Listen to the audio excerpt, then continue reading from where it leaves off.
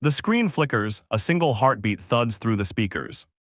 Imagine the richest woman in the city lying pale on a gurney, every machine screaming, every doctor shaking their heads, and the only person who walks in to save her is a broke single dad clutching a lunchbox. Smash cut to black. The heartbeat stops. Then the title slams on screen in blood red. Doctors couldn't save the female CEO until a poor single dad did something shocking. A voice mine urgent, almost whispering, drops the hook. Hit like if you've ever felt the world counted you out.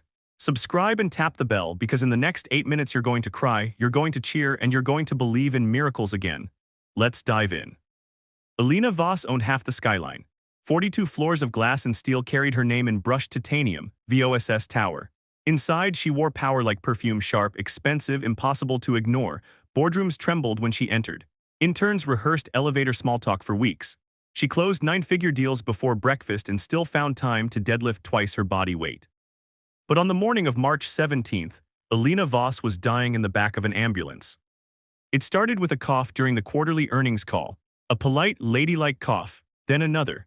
Then blood speckled the glass conference table like red ink on a contract. By the time the paramedics burst through the double doors, her lips were blue, her pulse threading thinner than fiber optic cable. St. Augustine's ER was the best in the state, white coats imported from Harvard, machines that cost more than most houses. They pumped magnesium, cracked her chest, shocked her 3 times. Nothing. Dr. Patel, the chief cardiologist, peeled off his gloves. Time of death 0942. The monitors flatlined into one long, merciless beep. 2 miles away in the cracked asphalt parking lot of Jefferson Elementary, Jake Harlan was late again.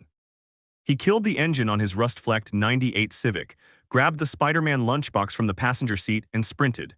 Mia, age 7, stood by the flagpole in a too-big coat, bottom lip trembling because every other kid had already been picked up. "I'm sorry, baby," Jake panted, scooping her into a bear hug that smelled of motor oil and coffee. "Daddy S here." Mia's tiny fingers curled into his flannel. "You said you wouldn't forget."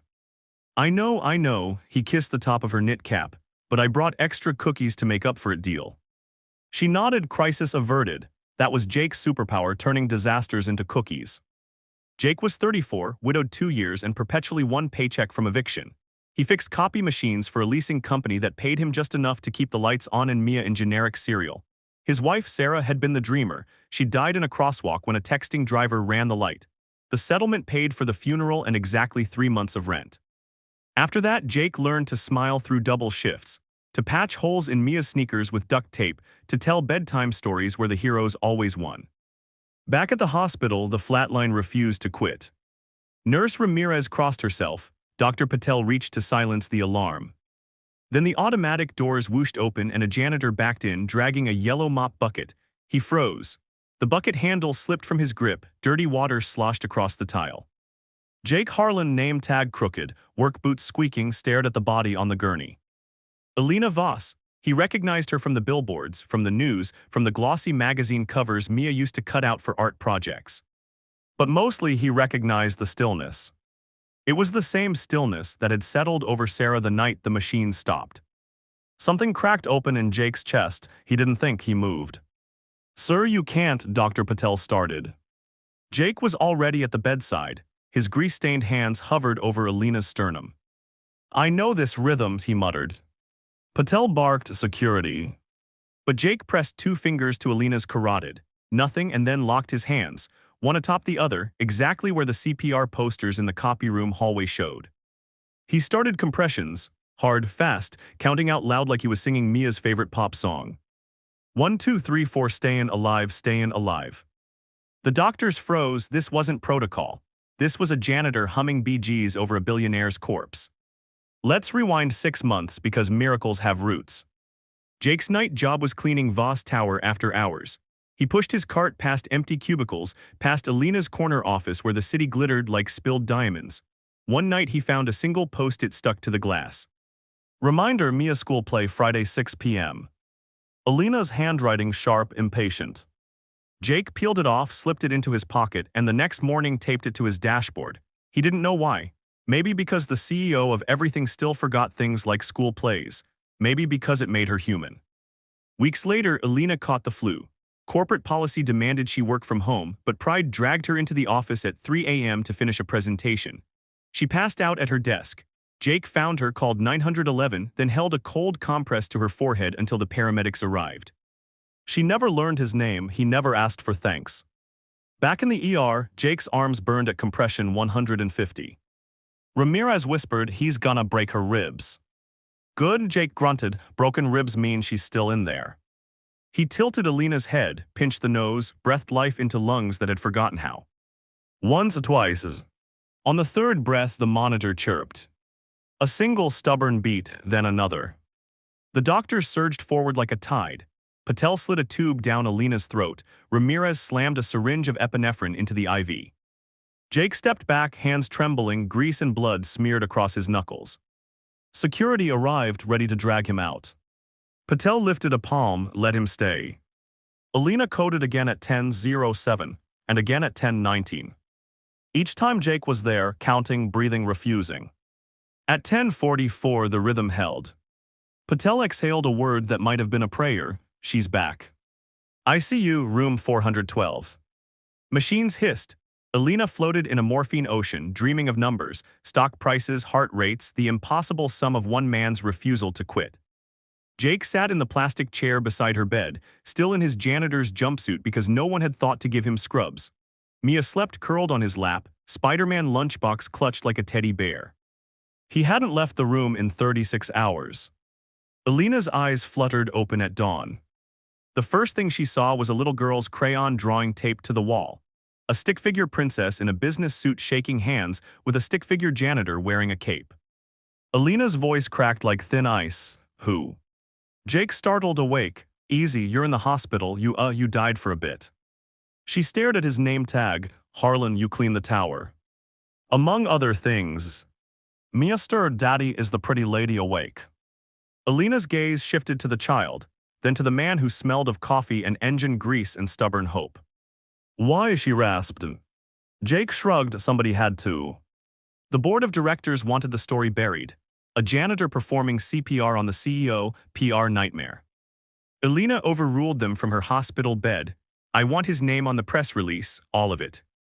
Reporters swarmed. Jake hated cameras, he kept pulling his hood up like a teenager. But when Mia waved at the news vans, he waved back. Voss biometric stock dipped, then rocketed. Turns out people love redemption arcs. Elena offered Jake any job he wanted, CFO, VP, whatever. He asked for two things. A college fund for Mia.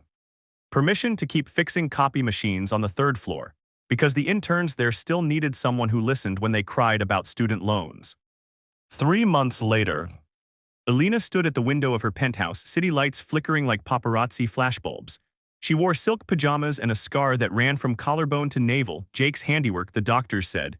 Broken ribs heal, miracles leave marks. The doorbell chimed.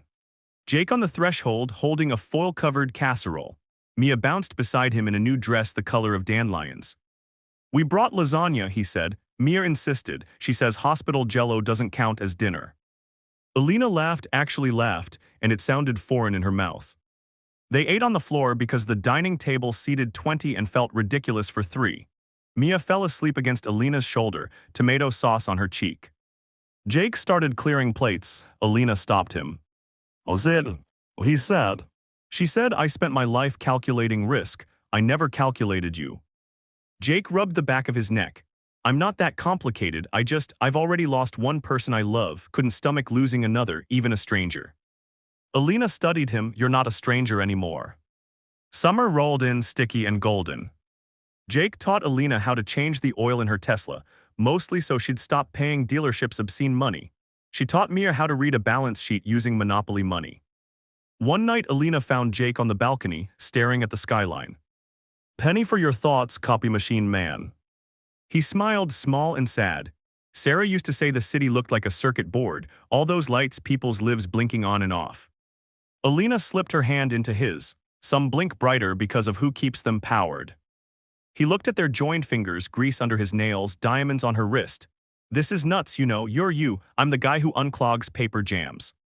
She leaned her head against his shoulder. "Tonight you're the guy who unclogs my heart." Fall brought the Voss Foundation gala. Elena wore midnight blue, Jake wore the only suit he owned bought for Sarah's funeral and let out at the seams. Mia wore a tutu and light-up sneakers. Elena took the stage. The room hushed senators, celebrities, tech titans. She didn't talk about quarterly growths. She talked about a janitor who counted to 30 over her lifeless body while humming Bee Gees. She talked about a little girl who drew capes on heroes who smelled like coffee. Then she did something no one expected. She stepped down, walked to Jake, and handed him the microphone. The room held its breaths. Jake cleared his throat.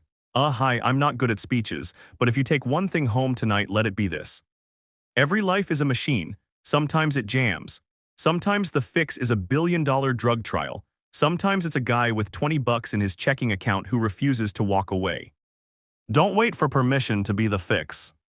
He handed the mic back. Applause thundered so loud the chandeliers shook.